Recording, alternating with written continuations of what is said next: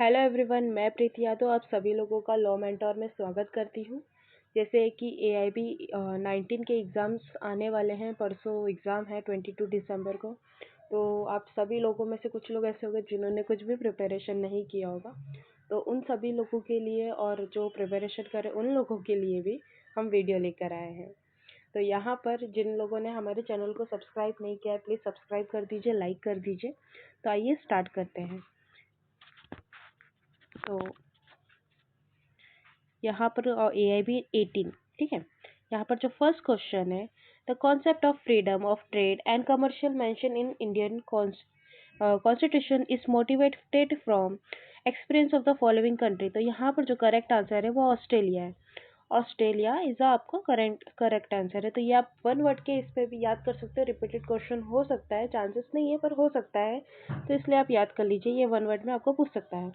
Now question number 2, which of the following writs is issued to enforce the performance of public duty by authority?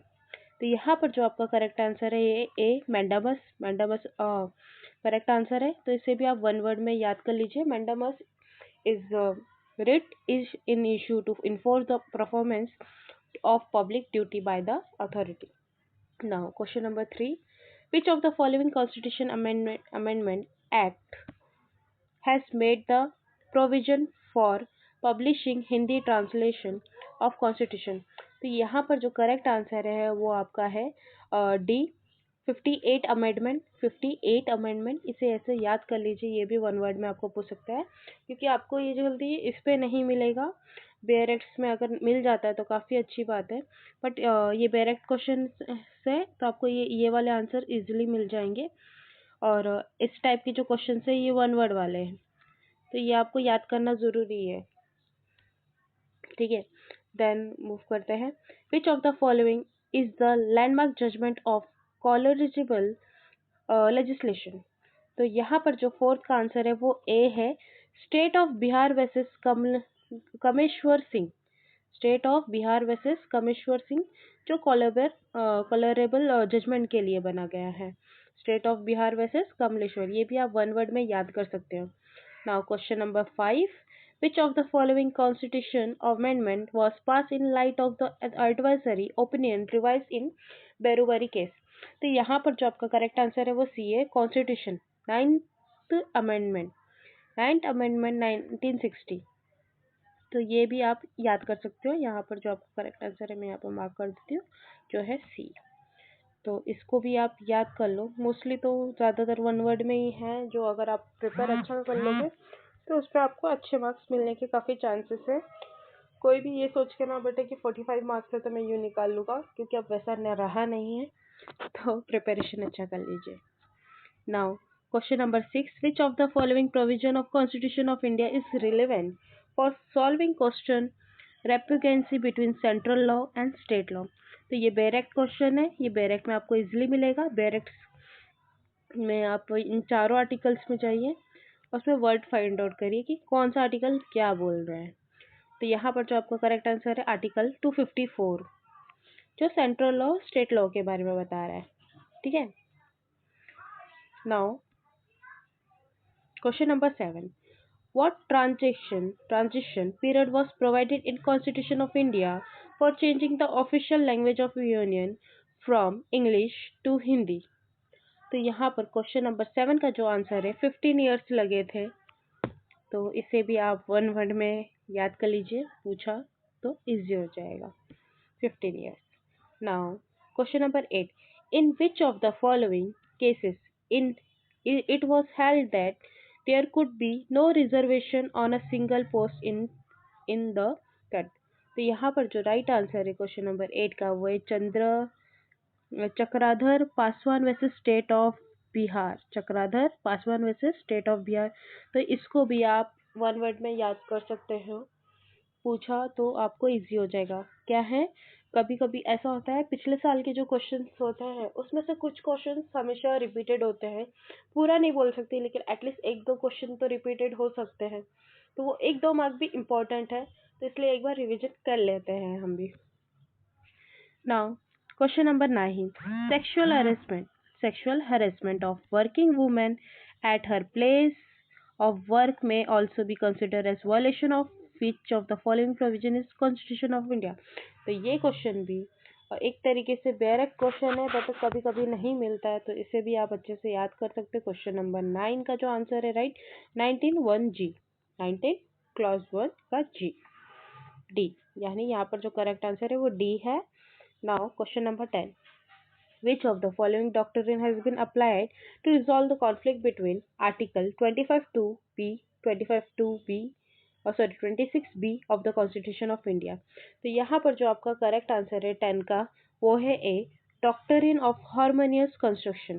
Doctrine of harmonious construction, यहाँ पर जब भी आपको ऐसा कुछ पूछे ना, ऐसे 25(2)(b and 20(b) of the constitution, तो एक माइंड में लॉजिक लगा दो यार यही होगा। Now, question number 11. In which of the following situation Indian Penal Code 1860 may not apply? तो ये क्वेश्चन ही डिलीटेड है, तो इसे स्किप कर दो। Now question number 12. How many types of punishment are currently exists under the Indian Penal Code? कितने type के punishment है? तो इसका राइट आंसर है वो 5 है, सी। ठीक है, तो ये भी आपको वन वर्ड में पूछ सकता है, तो आपको एक बेसिकली क्या होना चाहिए याद कि 5 ही है। Now question number 13, A and Z agree to fence with each other for amusement. In the course of such fencing, while playing fairly, A hurt Z severely. Which of the following offence is committed by A? तो यहाँ पर no offence, क्योंकि यहाँ पर terms and condition जो है दोनों ने एग्री किए हैं, देन अगर वो कुछ होता भी है तो वो नो ऑफेंस में आएगा, because there is no intention. Now 14 जो कह रहा है, in which of the following situation right of private defence can not extend to cause death.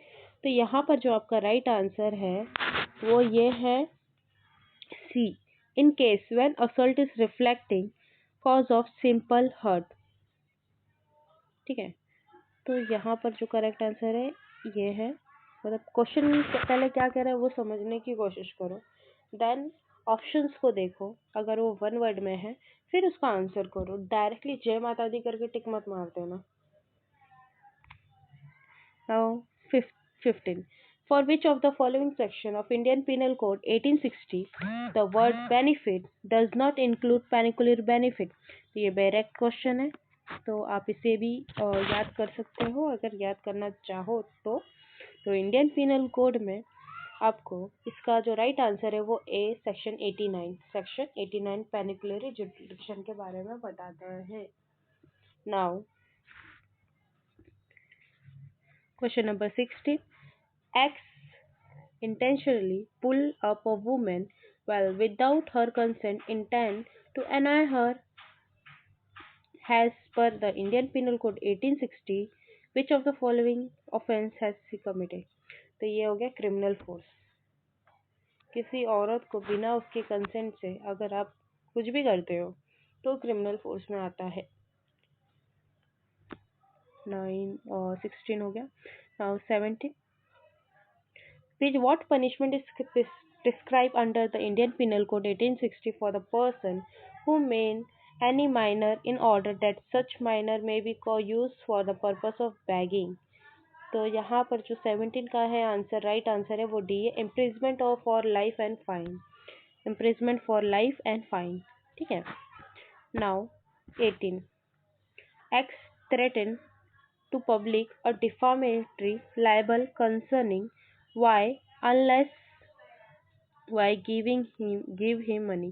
Which of the following punishment may be X for the act committed by him a person Indian Penal Code।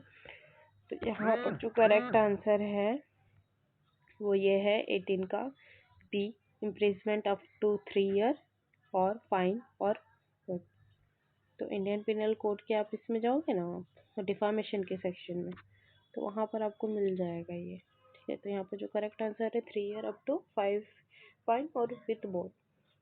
Now question number 19, which of the following sentence in assistant जज authorise to pass as per code of criminal procedure. तो यहाँ पर जो correct answer है 19 का वो C है। यहाँ पर देखिए, sentence for imprisonment for the term not exceed 10 years। ठीक है, अभी क्वेश्चन नंबर 20 पे जाते हैं। The person arrested by a private person for the committing a non-bailable and cognizable offence shall be rearrested by the police officer in such terms which under which of the following provision। तो ये आपका direct question है, तो यहाँ पर भी मैं इसका भी आंसर बता देती हूँ आपको। जो राइट आंसर है वो डी है, section 43। Now, under which of the following situation wife is not entitled for maintenance under 125 of CPC। तो यहाँ पर जो करेक्ट आंसर है 21 डिलीट किया गया है बाय BCI, तो मत फोकस करो इस पर। Now 22, which of the following procedure is dealt under section 164A of CPC। तो यहाँ पर जो आपका करेक्ट आंसर है 22 का वो ए है, medical examination of victim of rape. ये होना चाहिए क्योंकि एक यही एक सबूत है जो बता सकते हैं कि क्या हो सकता है। तो medical examination of victim of rape ये करेक्ट आंसर है। Now section question number 23, which of the following is incorrect with respect to diary of proceeding in investigation as per the code of criminal procedure। तो यहाँ पर जो 23 का जो right answer है वो सी है, the diary may be use as a evidence. Diary को यूज कर सकते हैं एज एविडेंस, बट इसके ऊपर काफ़ी सारे लोगों ने बोला था, तो अगर आपको भी इसका अगर थोड़ा डाउट रहेगा तो प्लीज़ एक बार चेक कर लीजिएगा या फिर कमेंट में बता दीजिएगा। In which of the following cases manner of committing offense is not required to be mentioned in charge of as per code of CPC। like यहाँ पर जो आपका करेक्ट आंसर है 24 का वो है A is accuse of the theft of a certain article has the certain time and place.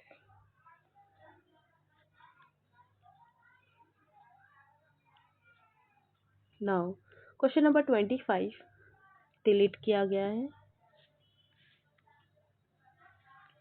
Question number 26. Which of the following section of Code of Criminal Procedure 1973 provided for the reference to High Court? तो ये वाला भी आप direct question है, easily find out कर सकते हो। तो जो आपका 26 है, मैं फिर भी यहाँ पर आपको आंसर बता देती हूँ। 26 का जो करेक्ट आंसर है वो डी है, तो D section 395। Now question number 27 बोलता है a person accuse of the following offence may not be grant bail under section 438 of CPC। तो यहाँ पर जो आपका करेक्ट आंसर है वो 27D है। तो यहाँ पर पहले तीनों कॉलम्स पढ़ते हैं, क्या बोलना चाह रहे हैं। Accuse of offence under 376AB of the IPC, accuse of offence under 376DA of IPC, accuse of offence under 376DB of IPC। तो यहाँ पर जो करेक्ट आंसर मैंने आपको पहले ही बताया जो डी है, तो डी बोल रहा है 1 2 3 तीनों रहेगा, तो not be granted bail under.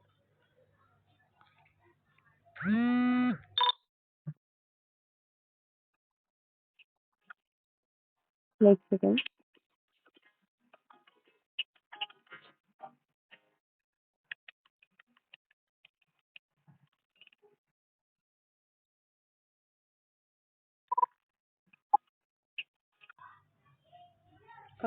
22 question बीच में कॉल आ गया था जिसके वजह से थोड़ा स्किप हो गया। लास्ट क्वेश्चन क्या था हमारा, हाँ 27 पे थे, ठीक है। Question number 29. Which of the following is material for deciding the jurisdiction if the civil court is a light of the code of civil procedure 1908। तो यहाँ पर जो 29 का जो करेक्ट आंसर है वो ए है, averment made in the plaint, हमेशा अवरमेंट होना चाहिए। Now question number 30, which of the following cannot be consider as a suit of civil nature, section 9 of CPC. तो ये आपको डायरेक्ट में इजीली मिल जाएगा, फिर भी मैं इसका आंसर बता देती हूँ। जिसका इसका आंसर है वो डी है, suit related to rights of worship. तो आज की वीडियो में इतना ही। अगर आपको मेरा वीडियो अच्छा लगेगा तो प्लीज़ लाइक शेयर सब्सक्राइब ज़रूर करें। Thank you for watching my videos. Thank you.